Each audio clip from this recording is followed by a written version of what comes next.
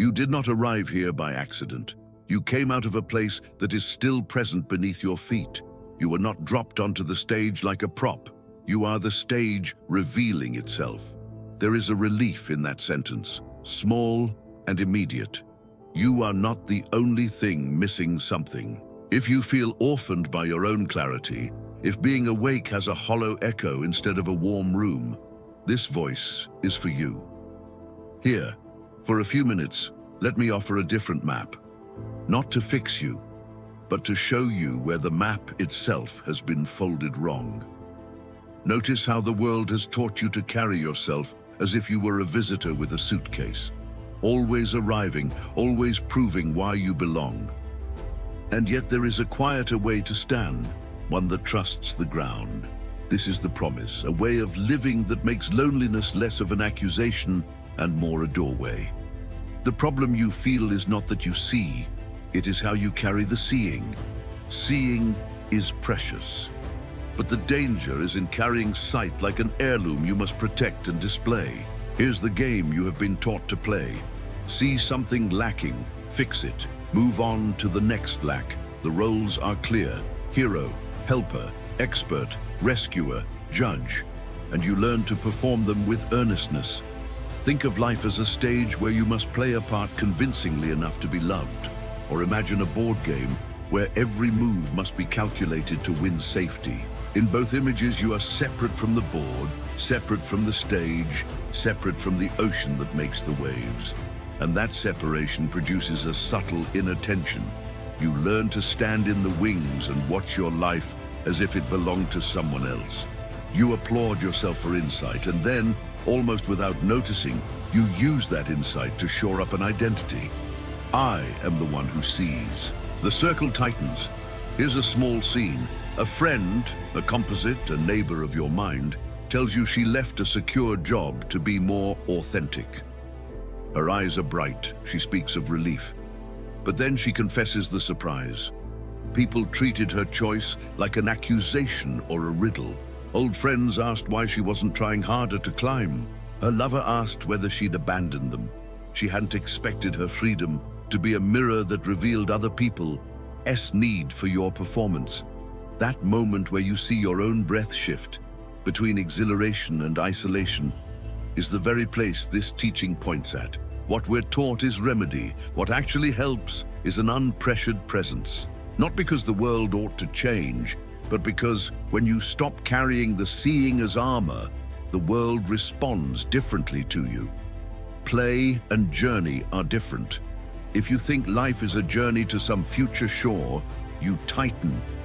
If you think life is a dance that happens now, your body softens and your steps become more alive. The ocean is not a backdrop to your swim. You are the ocean in wave form, rising and falling, both particular and whole. The mirror doesn't separate you from the moon. It shows the moon's willingness to be reflected. You chase, you tighten, you tire, you compare, you perform, you pretend. This is the cost of the illusion. The traps are subtle because they wear noble faces. Comparison arrives as curiosity.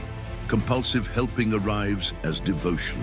Racing time shows up like ambition. Each is a form of urgency masquerading as virtue. You identify with the one who does the right thing, and in doing so, you create an inner distance. You are the doer, not the doing. You find yourself craving certainty as if certainty were a hearth. But certainty is a bright, small stove that will not warm the whole house. The addiction to being sure creates brittle kindness and brittle courage. You might speak with polite conviction, while your heart quietly searches for belonging elsewhere. Here are 3 familiar ways the illusion shows up: small, domestic, and familiar. You rescue before you listen. You leap to answers because silence makes you uncomfortable, so you offer solutions that build dependency and distance. You curate your suffering to stay admirable. You make your wounds tasteful, rehearsed, the kind that earns sympathy without asking for messy repair. You withhold presence to preserve energy. You calculate the cost of being fully there, and to protect yourself, you visit life in installments. Each of these seems sensible from inside the hustle. and yet each tightens the old wound the belief began with, that you must be other than you are to be enough. And yet there is a turn, The paradox that unlocks this knot is simple and mischievous. Surrender is not giving up. It is showing up without the need to be different. Presence is not passive resignation. It is the most active, engaged form of love because it does not require a return on investment. Discernment is not coldness. It is choosing from a place that notices what is needed rather than what proves you. Consider a parable. A river flows through a village. One year, the villagers worry the river is muddied. They build filters, walls, and contracts to make it cleaner. It grows cleaner in places and meaner in others. Stones are moved. Fish flee. Another year, someone suggests letting the river be, trusting that when the rains change and the banks settle, clarity will return.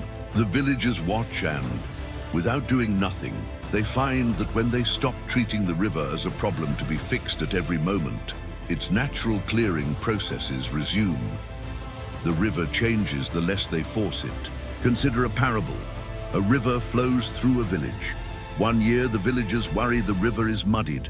They build filters, walls, and contracts to make it cleaner.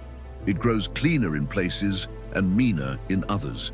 Stones are moved. Fish flee. Another year, someone suggests letting the river be, trusting that when the rains change and the banks settle, clarity will return. The villagers watch, and without doing nothing, they find that when they stop treating the river as a problem to be fixed at every moment, its natural clearing processes resume. The river changes the less they force it. Ace you are trying to fix that does not belong to you. When you feel the urge, inhale twice and ask, what is my next kind step? Then do that small step and let the rest be. Notice the relief that comes from not converting yourself into a permanent answer machine. Try this for 1 hour. When a conversation surfaces someone else's need, listen twice as long as you speak, not in order to gather information to act, but to allow the other's voice to take its shape. You will notice your hands unclench. Consider a simple framework: pause, feel, allow, act, to translate insight into lived practice without turning it into rigid homework. Pause. Interrupt the reflex. When you feel the pull to rescue, to explain, or to prove, take a breath and slow the momentum of your doing. The pause is not a withdrawal. It is creating a space for choice. Feel. Tune into the sensation under your urge. Is this compassion, habit, fear, hunger for approval? Naming the sensation loosens its grip. Feeling is not indulgence. It is honest bookkeeping. Allow, give space for what is present without adding to it. Allowance does not mean passivity. It is the refusal to make everything an emergency about you. When you allow, you permit the situation and the people in it room to be themselves. Act. From the quieter ground of pause, feel, allow, choose a small, kind action. Let the action be appropriate and limited. Let it have a clear shape, then release it. For a week, make this your experiment. Each evening, choose one interaction where you practiced pause, feel, allow, act, and write one sentence about what shifted. Do not judge, simply observe. Over days, you will find your energy unpacks itself differently. Another practice, the river check. When you are asked to help, silently ask, is this river asking for a dam or for someone to stand by the bank with a net? The question is not a magic key. It is a reorientation toward function rather than identity. You will be surprised how often the net is enough. Keep one motif as your guide, the wave. A wave rises not to prove it is a wave. It rises because it is the ocean's body at that moment. Remember the wave 3-4 times a day. When you find yourself performing, think, wave. When you are tempted to rescue, think, wave. When you feel alone in clarity, think, wave.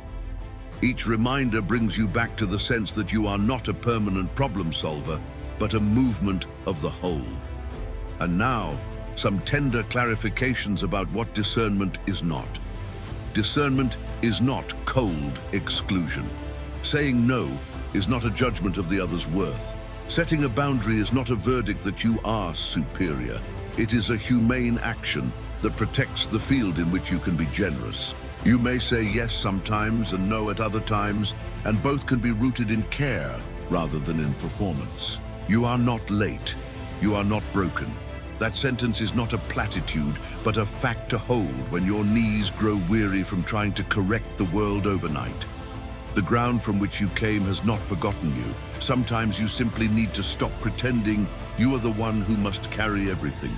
That pretense was a strategy. It is not your essence. Belonging without performance looks like this. You enter a room, and your light is not an offering you must trade for acceptance.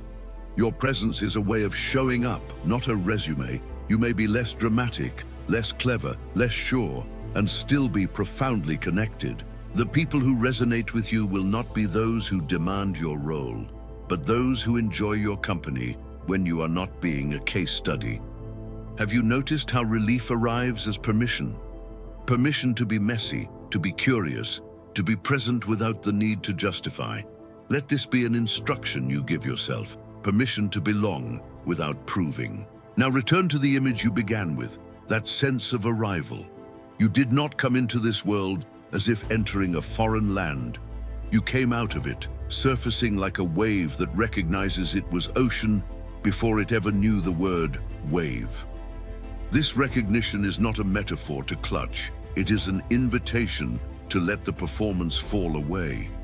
You may continue to care, to act, to help. You may also, with gentleness, allow the river to move, to clarify, and to gather its fish without you rearranging every stone. You may set boundaries that are kind, and you may soften into presence when rescuing is not required. You may be awake and still need others, and you may crave solitude without confusing it for exile. Let this be enough for today, a lighter way to carry your sight. Let the wave happen without making it your identity. Let the river be partly yours and partly not. If you are tired of being the only one awake on a stage that requires acting, breathe. The ground remembers you. The ocean is not indifferent. It is the source that makes your movement possible. You don't come into this world, you come out of it. You may rest in that sentence.